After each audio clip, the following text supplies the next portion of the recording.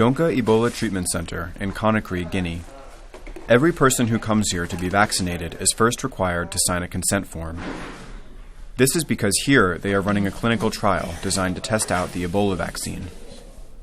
MSF, which is taking part in the clinical trial, has already vaccinated over 1,200 people working on the front line against the disease.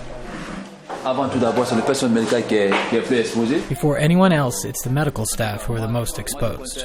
So I recommend that everyone comes here. You never know in life. We're the ones who are in direct contact with sick people all the time. So it's essential to come and take the vaccine just in case. Another aspect of the clinical trial consists of testing the vaccine at the homes of those who come into contact with an infected person. The first results demonstrate high effectiveness.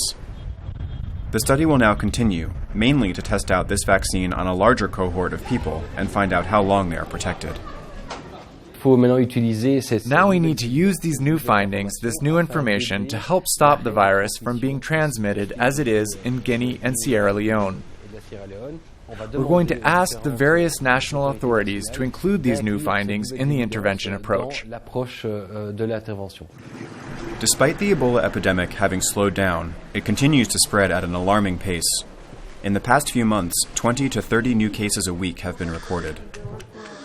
A year ago, MSF alerted the international community about the urgent need to invest in action to fight this disease. Help did finally arrive in the field, but now efforts appear to be slackening off. However, until a vaccine is introduced on a wide scale, the threat will not go away. In Liberia, where the end of the epidemic was announced back in early May, 6 new cases of contamination occurred during the summer. With the comeback of Ebola, from what I saw, the community is ready, though, this time. I think, other than our hospital, I think, the impact of community health promotion is going to be huge, and we need to focus on that to get some of these messages out. The return of Ebola in Liberia may be the result of contamination by a survivor, a possibility that needs to be researched further to understand both the risks regarding transmission of the virus as well as the secondary effects victims may suffer after being declared Ebola-free. 3 days ago, I started feeling pain in my joints, in my head. That's why I came to the hospital. Sometimes I have a bad dream. Sometimes I don't sleep because when I'm thinking, I will not be able to sleep. I can't sleep. The Ebola vaccine represents a chance to break the cycle of new transmission and bring an end to the outbreak.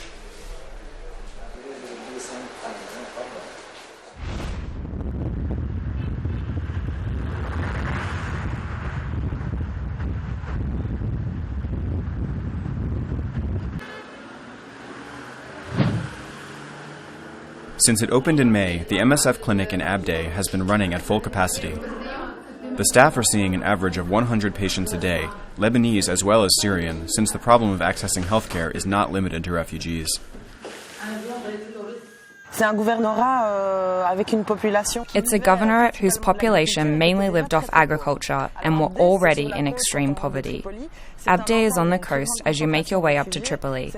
It's a place with a high concentration of refugees, and many of them live in makeshift camps in deplorable living conditions, with little access to healthcare. Since there are very, very few healthcare facilities in this area, public or private, MSF decided to set up operations there to offer primary healthcare in the region. The clinic is primarily focused on sexual and reproductive health and providing treatment to those with chronic illnesses, as many Syrians stopped receiving healthcare following the outbreak of war. For example, this man has to take drugs daily after undergoing open-heart surgery. 2.5 years after fleeing Syria, he pays $250 a month to share a garage with 7 members of his family.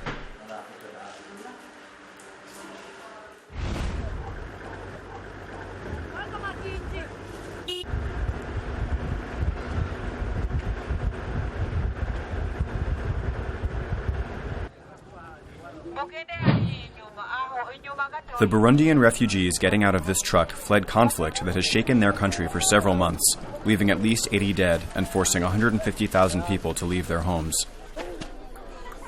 Those arriving in Nyarugusu will have to crowd into collective shelters, as the MSF teams on the ground are already overstretched tackling this huge influx of refugees.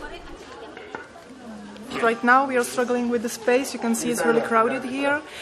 So we are trying to get more space. Today we are building a new tent with capacity of 10 beds, and hopefully it will be enough for the next few days. But right now, because of the influx of Burundi's refugees, there's a lot of malnourished kids who need to be hospitalized. So in next days we need to think about some solution for increasing our capacity. Malnutrition is not the most critical problem. The most common diseases are malaria and respiratory infections.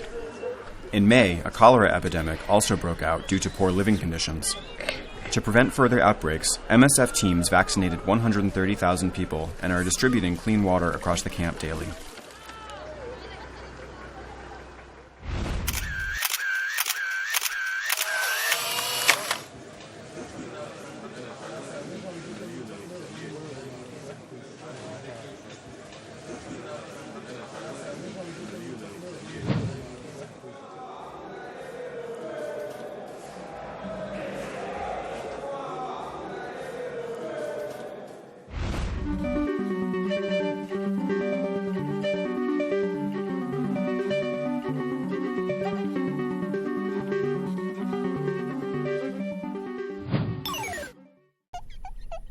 There are 600 different types of venomous snake, and their bites produce different symptoms. Not all are fatal, but they can lead to complications such as amputation, kidney failure, or chronic neurological disorders. Yet snake bites remain an all-too-neglected public health issue. Few antivenoms adapted for use in developing countries can stop the effects of multiple types of venom simultaneously. Favafrique, however, is effective against the venom of at least 10 of the most dangerous snakes found in sub-Saharan Africa. It is used extensively by MSF teams in the field. Take Pawa in northwest Central African Republic, where the teams treat 300 to 400 people with snake bites every year. The chief culprit here is the Echis ocellatus viper, whose venom is among the most dangerous in the world, killing around 10% of its victims. The mortality rate drops to under 0.5% when antivenom serum Favafrique is administered in time. But between 2016 and 2019, Favafrique will be unobtainable.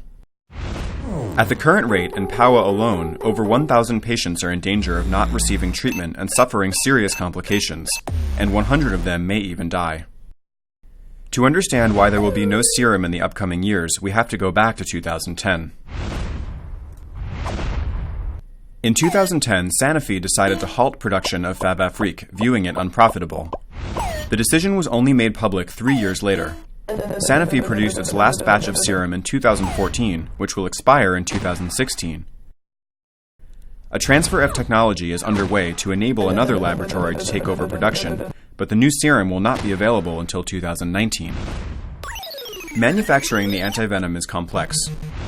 It begins with extracting snake venom, which is diluted and injected into a horse, as the horse's immune system produces antibodies that can then be harvested. The serum is then purified prior to being packaged. The whole process takes about 2 years. It's Sanofi's responsibility to provide a temporary solution in the interim.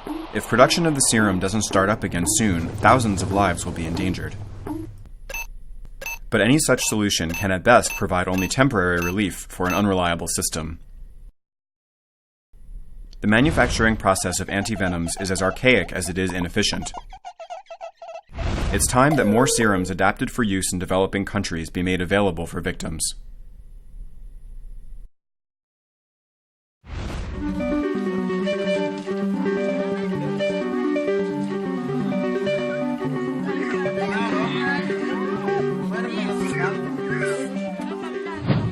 Plusieurs fois sur un des camps de déplacés qui se trouve un petit peu à l'extérieur de la ville. En discutant avec les déplacés, on avait ces petits-enfants qui arrivaient vers toi et qui simplement te demandent des céréales et de la nourriture. Et j'ai déjà travaillé plusieurs fois dans des camps de réfugiés ou dans ce genre de situation où la population se concentre.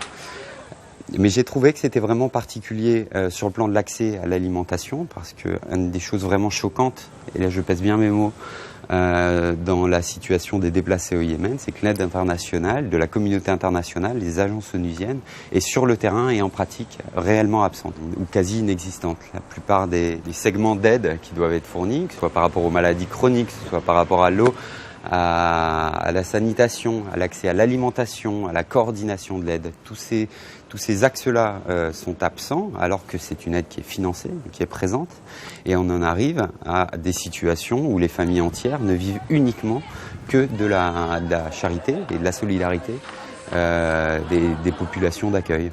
Et on en arrive à ce petit gosse qui devait avoir 4 ans et qui ne savait dire autre chose que de demander de l'alimentation et juste des céréales, très simple, aux expatriés qui venaient pour fournir des soins médicaux.